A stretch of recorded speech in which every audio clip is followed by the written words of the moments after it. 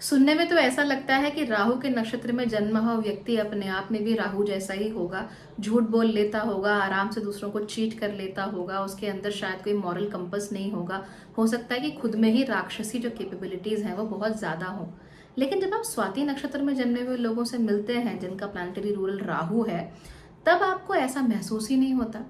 अगर वो आपको बताएंगे नहीं कि वो स्वाति नक्षत्र के लोग हैं, तो बहुत इजीली हो सकता है कि आप उन्हें कर्क राशि का व्यक्ति समझ लें, क्योंकि ये इतने लविंग होते हैं। ये बात मैंने आपको पहले वीडियो में भी बताई थी। लेकिन ये क्यों होता है, एग्जैक्टली इनका नेचर क्या होता है, ये सारी बातें हम जान लेंगे आज के वीडियो में।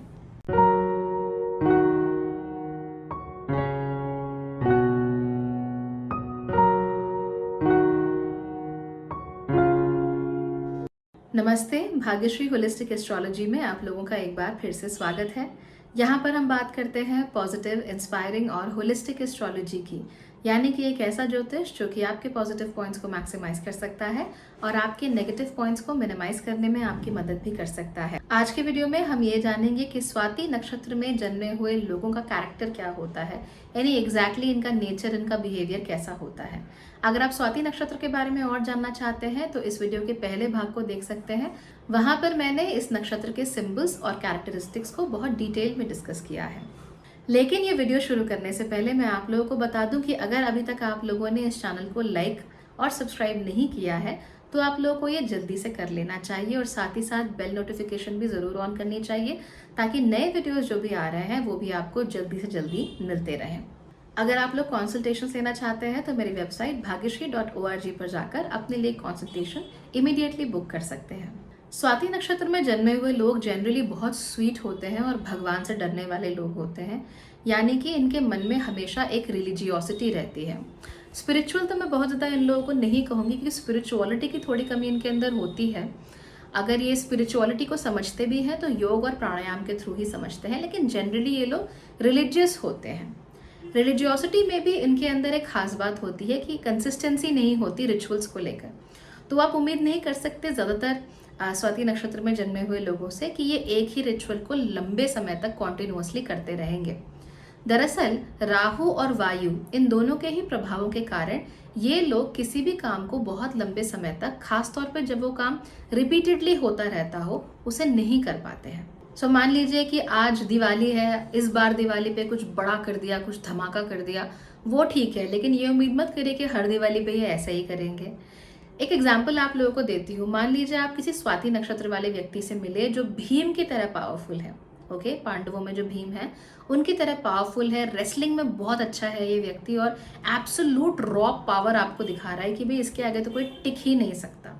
ओके, लेकिन अगर आप इस व्यक्ति से उम्मीद करेंगे कि हर रोज सुबह उठेगा 4 बजे और उसके बाद फिर 200 पुशअप करेगा, उसके बाद फिर 10 किलोमीटर दौड़ने जाएगा, उसके बाद ऐसा ऐसा करके आप रिस्ट्रेंट लगा देंगे, ये करो ये करो ये करो ये करो ये करो, और उसे रिपीट करते जाओ अगले 4 साल तक, जब तक तुम्हें ओलंपिक में जगह नहीं मिलती, भूल जाइए, ऐसा नहीं होने वाला है।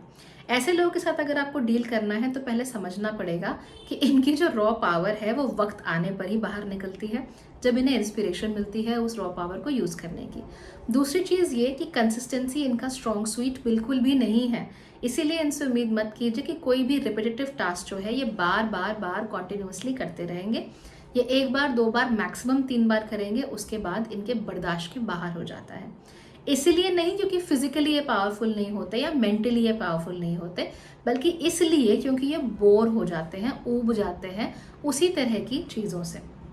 तो अगर इनको वर्कआउट करवाना है, मान लीजिए अगर आप इनके कोच हैं और ये रेसलर हैं, तो आप इन्हें हर थोड़े थोड़े दिन में कुछ बदला हुआ रूटीन दीजिए, कुछ बदला हुआ वर्कआउट प्लान दीजिए, तब शायद इन लोगों का दिमाग लग जाए उस चीज़ में, तब शायद ये फोकस कर पाए। अदरवाइज अगर आप कहेंगे कि 4 बजे उठो, डॉट 4:10 तक अपना नहा लो, डॉट 4:30 बजे फील्ड पे पहुंच जाओ, उसके बाद सिर्फ एक केला खाओ, उसके बाद थोड़ा सा बादाम मिल्क पियो, उसके बाद 10 किलोमीटर दौड़ लगाओ, फिर वापस आओ, फिर से 1 गिलास बादाम मिल्क पियो, उसके बाद फिर से आप क्या कहते हैं अपने पुशअप्स वगैरह करो, और ये रोज़ करते रहो, नहीं होने वाला है। स्वाति नक्षत्र वाले लोग आप ही को पटकनी दे के वहाँ से बाहर निकल जाएंगे, क्योंकि रिस्ट्रिक्टिव एनवायरनमेंट्स इनके बस की नहीं है, रिस्ट्रिक्टिव चीज़ें इनके बस की नहीं होती हैं। जहाँ बहुत ज़्यादा रिस्ट्रेन होता है, पहली बात तो स्वाति नक्षत्र वहाँ काम कर ही नहीं पाता, और अगर गलती से रिस्ट्रिक्टिव एनवायरनमेंट्स में स्वाति नक्षत्र ने काम कर लिया तो इनकी आत्मा मर जाती है लिटरली वहाँ पे। मतलब नॉट एग्जैक्टली आत्मा का मरना, बट कहते हैं ना सोल डेथ, की बस आप अंदर से मर चुके हो, बाहर से शरीर चल रहा है, अंदर से कुछ नहीं है। और ऐसे में ऑब्वियसली जो उनका पोटेंशियल है वो कभी भी एक्सप्लोर नहीं हो पाता, और वो अपना 100% अपना बेस्ट कभी नहीं कर पाते। इसीलिए रिस्ट्रिक्टिव एनवायरनमेंट्स में ये लोग नहीं रहते। और अगर आप किसी स्वाति नक्षत्र वाले को जानते हो जो कि किसी कारणवश खुद को ऐसे रिस्ट्रेन कर रहा है, तो आपको उसे रोकना चाहिए, क्योंकि ये व्यक्ति ना सिर्फ अपना बल्कि अपने आसपास के लोगों के लिए भी बहुत बुरा कर रहा है। क्योंकि ज्वालामुखी कभी ना कभी तो फूटेगा, और फिर वो जब फूटेगा तब वो प्रॉब्लम्स क्रिएट करेगा। सो ऐसे लोगों को आप कोशिश कीजिए कि खुद कभी किसी रूटीन में फंसे ही ना। मान लीजिए आपका रूटीन है कि रोज सुबह उठ के आपको सबसे पहले नाश्ता बनाना है, और नाश्ते में ये पर्टिकुलर चीज़ ही बनानी है, दिन में दाल भात ही बनाना है। Don't do that. आपने ऐसा किया और आपकी ज़िंदगी खराब। You need new things, you need consistently new things. तो वो नयापन अपनी ज़िंदगी में लाते रहिए, तब आप खुश रहेंगे कोई भी काम करते हुए। अदरवाइज आप खुश नहीं रहेंगे। सिंपल सा काम होगा, वो करने में भी आपको इरिटेशन होगी। पिछले वीडियो में मैंने आप लोगों को बताया था कि स्वाति नक्षत्र के लोगों में स्कैटर ब्रेन टेंडेंसीज बहुत ज़्यादा होती हैं, लेकिन क्यों होती हैं वो मैं आपको अब बताती हूँ। दरअसल ये होता है वायु और राहु के यूनिक कॉम्बिनेशन की वजह से। सबसे पहले देखिए कि स्वाति नक्षत्र की प्लेसमेंट कहाँ है। स्वाति नक्षत्र तुला राशि में पाया जाता है, और पूरी तरीके से तुला राशि के बीचों बीच आपको ये नक्षत्र मिलेगा। तुला राशि भी वायु के तत्व की राशि होती है, और ये जो स्वाति नक्षत्र है इसके जो रूलर होते हैं, इसके जो देवता होते हैं वो भी वायु होते हैं। यानी कि ये दोनों चीज़ें आपस में बेहद कंपैटिबल हैं, आपस में बहुत स्ट्रॉन्ग हो जाती हैं।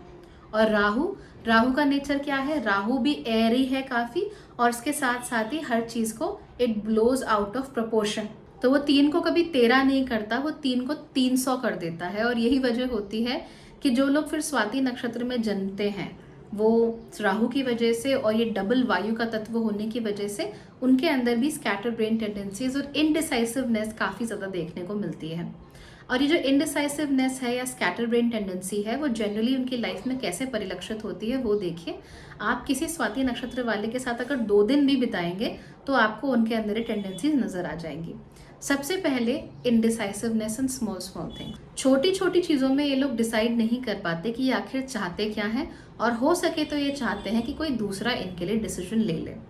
फॉर इंस्टेंस, अगर आप किसी स्वाति नक्षत्र वाले व्यक्ति को ये कहते हो कि आप कौन सी पेस्ट्री खाना चाहते हो, कौन सी चॉकलेट खाना चाहते हो, या आप कौन से रंग का कपड़ा लेना चाहते हो, तो वो उसमें भी कंफ्यूज रहेंगे और एक बड़ा लंबा समय लेते हैं सोचते रहने में कि उन्हें आखिर चाहिए क्या।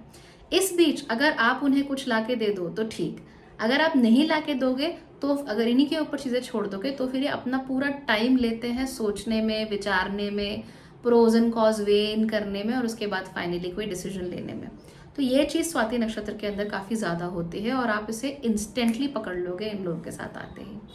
दूसरी जो स्कैटर ब्रेन होने की टेंडेंसी है वो क्या है कि ये लोग कभी भी फोकस नहीं रख पाते। तो ये अक्सर इस चीज़ में बहुत गड़बड़ करते हैं कि उनके लिए प्रायोरिटी क्या है, what is important right now versus what is important in the future.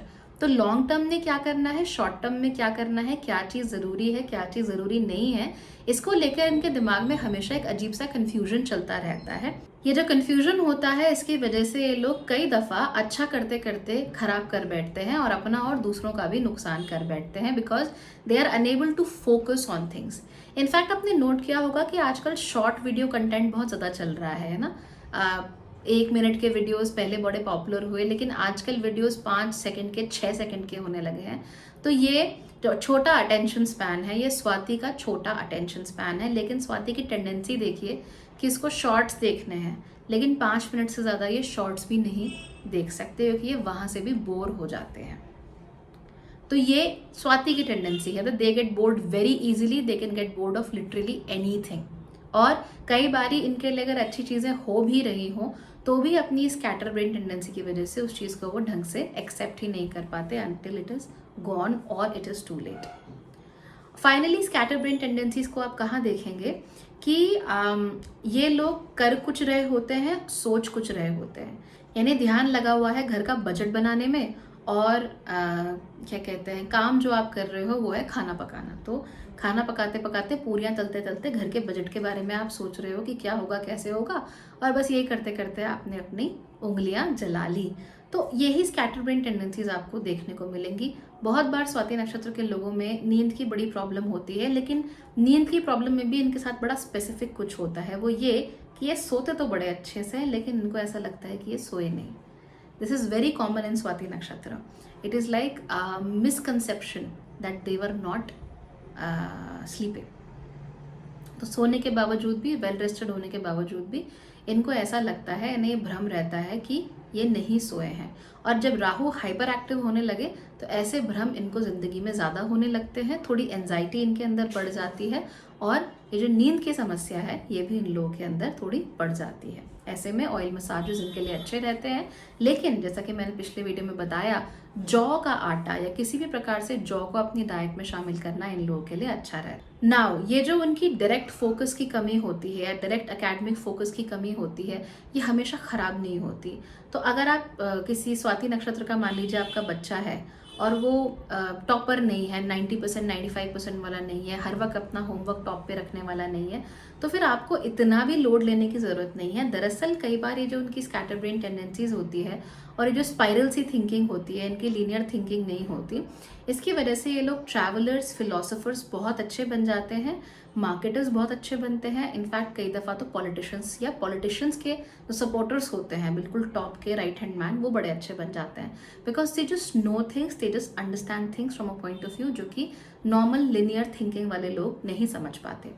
Travelling तो खास तौर पे इनको बहुत ज़्यादा पसंद होती है, और जितना ये लोग बाहर ट्रैवल करते हैं, जितना ये लोग फॉरेन कल्चर से जुड़ते हैं या ऐसी चीज़ों के बारे में पढ़ते रहते हैं, सीखते रहते हैं जो आम जिंदगी में कभी नहीं सीख सकते, उतना ही इन लोगों के लिए अच्छा रहता है। और यहाँ पर इनकी जो स्कैटर ब्रेन टेंडेंसीज होती हैं वो बड़ी काम आती हैं। तो ये अलग अलग जगह जाते हैं, उनके कल्चर के बारे में सीखते हैं, खान पान, रहन सहन के बारे में सीखते हैं, उनके बारे में बुक्स लिख सकते हैं। जर्नलिस्ट अगर चाहें तो बहुत अच्छे बन सकते हैं, मार्केटर्स चाहें तो बहुत अच्छे बन सकते हैं, मैसेंजर्स चाहें तो बहुत अच्छे बन सकते हैं। So all these qualities come very naturally to them. जैसे चाइना से एक ट्रैवलर आया था ना, क्या नाम था उसका, हुएनसांग एंड फाहियान। तो इस तरह के जो लोग हैं ये क्या करते हैं, ये जहाँ उनका जन्म हुआ है, जो उनका नेटिव कल्चर है, उसे छोड़ते हैं और उस नेटिव कल्चर को छोड़कर वो कहीं दूसरी जगह की यात्रा पर निकलते हैं। यात्रा पर निकलने के बाद उन्हें कई सारे एक्सपीरियंसेस होते हैं, वो कई चीज़ें सीखते हैं, उनकी फ़िलॉसफी डेवलप होती है, उनकी अपनी पर्सनालिटी जो है वो डेवलप होती है, और फिर जो वो लिखते हैं, जो वो काम करते हैं, वो जेन्युइनली बहुत ही वैल्यूएबल बन जाता है। अब यहाँ पर ट्रैवलर्स की बात हो रही है, तो ट्रैवलर्स में भी देखिए दो तरह के ट्रैवलर्स होंगे ना। एक तो वास्को डी गामा टाइप के एक्सप्लोरर्स हो गए, जो कि दिमाग में एक सेट और क्लियर गोल लेकर कहीं जाते हैं कि भाई मुझे इंडिया खोजना है या मुझे अमेरिका खोजना है, तो वो निकल पड़े कि भाई अमेरिका खोजूंगा या इंडिया खोजूंगा। तो एक गोल है, सेट गोल है माइंड में, उस तक पहुंचने का एक सेट रास्ता है जो उन्होंने डिज़ाइन किया है, एक सेट स्ट्रैटेजी है जो डिज़ाइन की हुई। तो ये तो हो गया एक्सप्लोरर। लेकिन जो स्वाति वाला ट्रैवलिंग है वो अलग है। आप कहीं जाते हो, आप ये एग्जैक्ट सोच के नहीं जाते कि यहाँ जाना है, इससे मिलना है, ऐसे करना है, ऐसे करना है, नहीं। You go because you want to go and experience, क्योंकि वहाँ जाकर आप फ्रीडम महसूस करते हो, खुलापन महसूस करते हो, जो कि आपको अपने घर के, अपनी लोकल कम्युनिटी के, अपनी नेटिव कम्युनिटी में, अपने नेटिव कल्चर में महसूस नहीं होता है। और यही वजह है कि जो भी लोग स्वाति नक्षत्र में जन्मते हैं उनको बाहर जाकर दूसरे कल्चर से सीखना ही चाहिए, और ना सिर्फ ऑब्जर्व करना चाहिए बल्कि उन चीज़ों को अपनी ज़िंदगी में उतारना भी चाहिए। Because that is the only way in which they grow. Otherwise ये स्टैग्नेट हो जाते हैं, और इस स्टैग्नेशन इनके लिए अच्छा नहीं होता है। आपको स्वाति नक्षत्र वाले जब भी इरिटेटेड, फ्रस्ट्रेटेड या किसी भी और चीज़ से गुजरते हुए मिलेंगे, चाहे वो इसे एक्सेप्ट करते हो चाहे ना करते हो, ये इसीलिए होता है because they are unable to go out in the free air. ये खुली हवा में नहीं जा पा रहे हैं, खुली हवा को एक्सपीरियंस नहीं कर पा रहे हैं, और वहाँ से कुछ सीख कर वापस आकर अपनी पर्सनालिटी में इंक्लूड नहीं कर पा रहे हैं। स्वाति नक्षत्र के लोग, जैसा कि मैंने पहले वीडियो में भी बताया था, काफ़ी सेल्फ सैक्रिफिशियल होते हैं। यानी कि जिनको ये लोग प्रेम करते हैं, जो उनके आसपास के लोग होते हैं, उनके लिए बड़ा त्यागी किस्म के लोग होते हैं। उनके लिए हमेशा त्याग करने को तैयार रहते हैं कि कैसे मैं किसी के लिए कितना त्याग कर दूँ। This is literally their love language. कि ये एक्ट्स ऑफ सर्विस, राइट, कि वो दूसरों के काम आकर अपना प्यार जताना चाहते हैं। वो वर्ड्स नहीं बोलेंगे, वो आपके काम आएंगे, वो आपकी सर्विस करेंगे, आपकी सेवा करेंगे, आपके लिए चीज़ों को छोड़ देंगे, आपके लिए कुर्बानियाँ दे देंगे। इस तरह के ये लोग होते हैं। लेकिन कई बार सोसाइटी में जो स्वाति नक्षत्र के लोग होते हैं उन्हें रेबल्स मान लिया जाता है, यानी बागी मान लिया जाता है।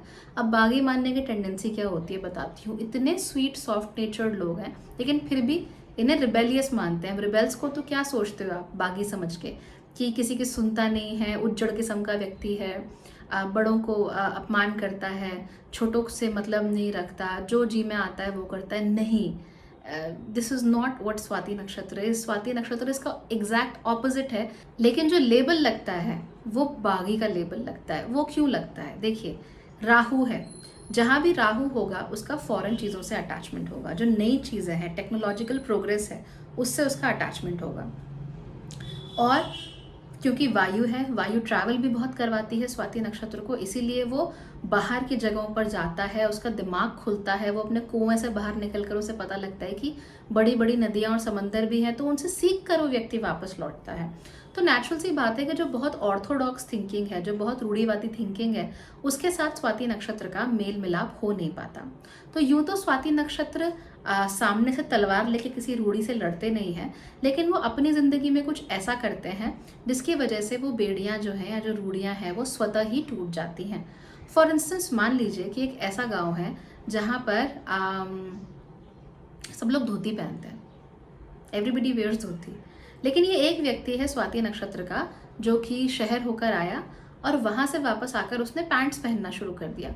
तो ये एक बहुत ही क्वाइट रिबेलियन है अगेंस्ट रूढ़िवादी। तो रूढ़ियाँ क्या है भैया? धोती ही पहननी है, धोती के अलावा कुछ नहीं पहन सकते।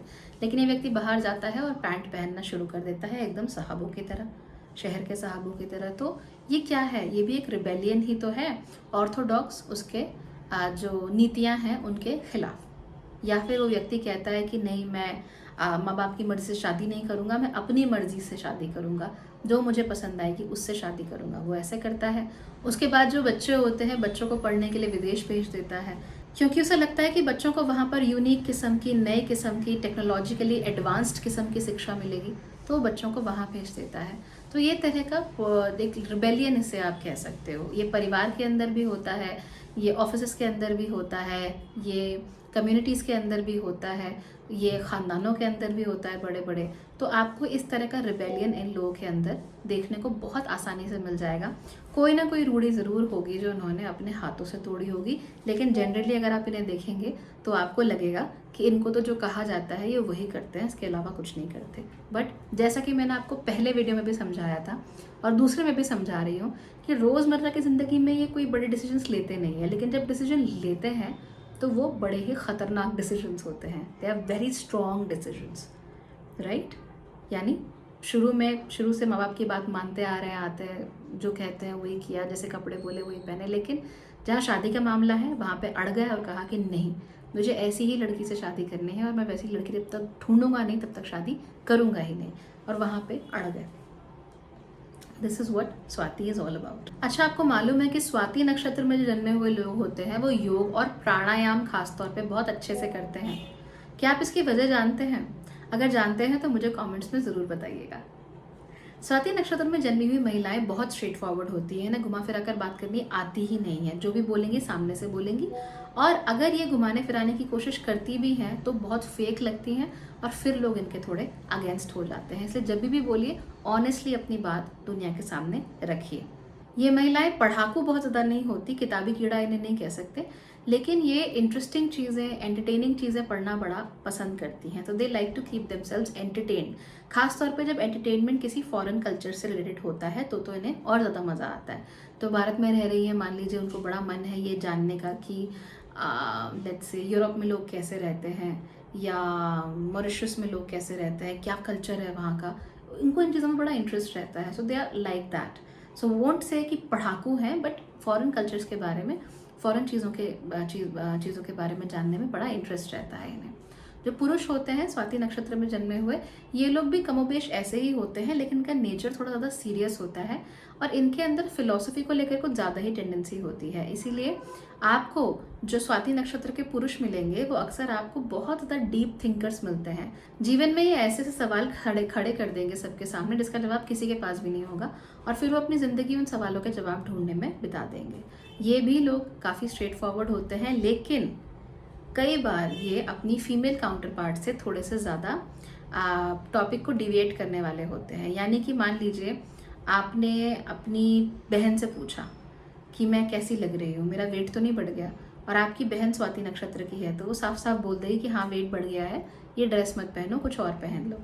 लेकिन अगर आपने अपने पति से पूछा कि मेरा वेट तो नहीं बढ़ गया है और मैं इस ड्रेस में मोटी तो नहीं लग रही हूँ, तो पति कहेंगे, थोड़ी देर काफ़ी सोचेंगे, फिर कहेंगे नहीं तुम बहुत खूबसूरत लग रही हो। तो इससे क्या होता है कि डायरेक्टली क्वेश्चन का आंसर भी नहीं दिया और अपने आप को भी बचा के लेके चले गए। तो सांप भी नहीं मरा और लाठी भी नहीं टूटी। तो ये काम स्वाति नक्षत्र वाले पुरुष बहुत ज़्यादा करते हैं। स्त्रियों में टेंडेंसी मैंने अभी तक नहीं देखी, बट शायद होती हो, बट जनरली मैंने ऐसी टेंडेंसी स्त्रियों के अंदर नहीं देखी।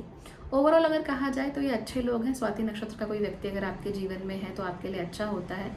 जिस तरह का प्यार और लॉयल्टी ये लोग दे सकते हैं उस वैसी लॉयल्टी शायद दूसरे लोग नहीं दे सकते। हालांकि प्रेम संबंधों के मामले में और शादी के मामले में ये लोग इतने भी लकी नहीं होते हैं ऑन एन एवरेज। तो ज़रूरी नहीं है कि आप स्वाति नक्षत्र के हैं तो कुछ कांड ही हो जाएगा, ऐसा नहीं है। बट जनरली अगर हम ओवरऑल बड़ी पॉपुलेशन में देखें तो स्वाति नक्षत्र शादी और प्रेम के मामले में इतने लकी नहीं होते हैं। अगर आप ऐसे व्यक्ति हैं जो जनरली अपना ख्याल नहीं रख पाते, अपनी नीड्स नहीं समझ पाते, या बहुत बिजी रहते हो, बहुत जिम्मेदारियां हैं आपके ऊपर, तो स्वाति नक्षत्र के दोस्त या पार्टनर्स आप लोगों के लिए बहुत ही अच्छे रहते हैं। इन लोगों के अंदर एक बहुत खास टेंडेंसी होती है जो आपको कोई नहीं बताएगा, वो मैं आपको बताती हूँ। स्वाति नक्षत्र के जो लोग होते हैं इन्हें छोटे रेस्टलेस पेट्स बहुत अच्छे लगते हैं। छोटे और रेस्टलेस पेट्स यानी कि ऐसे पेट्स जो एक तो साइज छोटा होना चाहिए, बहुत बड़े नहीं होने चाहिए, और उसके साथ साथ ही राहु की तरह या वायु की तरह रेस्टलेस होने चाहिए, यहाँ वहाँ भागने वाले। इनको ऐसे पेट्स बड़े अच्छे लगते हैं। अगर आप इनके सामने 2 पेट्स रख दीजिए, मान लीजिए किसी पेट शॉप में गए, वहाँ 2 डॉग्स थे। एक तो है जो उछल रहा है, भौंक रहा है, यहाँ से वहाँ घूम रहा है और ऐसा लग रहा है जैसे कुछ प्रॉब्लम है इसके साथ, या किसी ने मारा पीटा है उसको, जो बेचारा इतने गुस्से में है या इतना रेस्टलेस, इतना एक्टिव है। एक तो वो है, और एक बेचारा ऐसा ना चुपचाप अपनी जगह पे बैठा हुआ है। तो ये हमेशा पहले वाले की तरफ अट्रैक्ट होंगे, क्योंकि ये वो राहु की रेस्टलेसनेस और वो वायु की रेस्टलेसनेस को दिखाता है जो कि इनके अंदर नेचुरल होती है। और क्योंकि आम जिंदगी में स्वाति नक्षत्र में जन्मे हुए लोग अपनी इन टेंडेंसीज का इस्तेमाल नहीं करते, इसी वजह से जो पेट्स होते हैं जो इस तरह की टेंडेंसी वाले होते हैं उनकी तरफ इनका खासा झुकाव भी होता है और खासा लगाव भी होता है। मैं यहाँ तक कहना चाहूँगी कि इनकी ज़िंदगी में इनको प्यार मिले ना मिले, पति पत्नी अच्छा मिले ना मिले, इन्हें फ़र्क नहीं पड़ता, लेकिन पेट हमेशा बहुत अच्छा मिलना चाहिए। तो ये है स्वाति नक्षत्र के लोग। अगर आपको लॉयल ऑनेस्ट लोग चाहिए अपनी ज़िंदगी में जो सीरियस हों, फालतू बकवास ना करते हो, तो स्वाति नक्षत्र के लोग आपके लिए बहुत अच्छे हैं। लेकिन अगर आप कुछ फन ढूंढ रहे हो तो शायद ये लोग आपके लिए नहीं है। So that's all for today. अगली बार हम विशाखा नक्षत्र के बारे में बात करते हैं, और दूसरे वीडियोस को भी ज़रूर देखिएगा। अगर आपके पास समय है और आप लोग टैरो, लाइफस्टाइल, डिविनेशन, इस तरह की चीज़ों में यकीन रखते हैं, एनिमल सिंबलिज्म्स या फिर एंजल नंबर्स के बारे में और जानना चाहते हैं, तो मेरा दूसरा चैनल है Bhagyashree holistic lifestyle.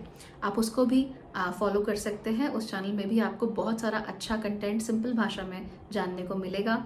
Moon phases क्या होते हैं, टैरो रीडिंग्स हर महीने की, इसके साथ साथ ही वीकली टैरो रीडिंग्स हैं फॉर लव, वो भी आपको जानने को मिल जाएगा। सो आई एम श्योर कि दोनों ही चैनल्स मिलके आप लोगों को एक बहुत ही अच्छा, बहुत पॉजिटिव और बहुत ही फुलफिलिंग एक्सपीरियंस दे पाएंगे। So that's all for today. Thank you so much for watching.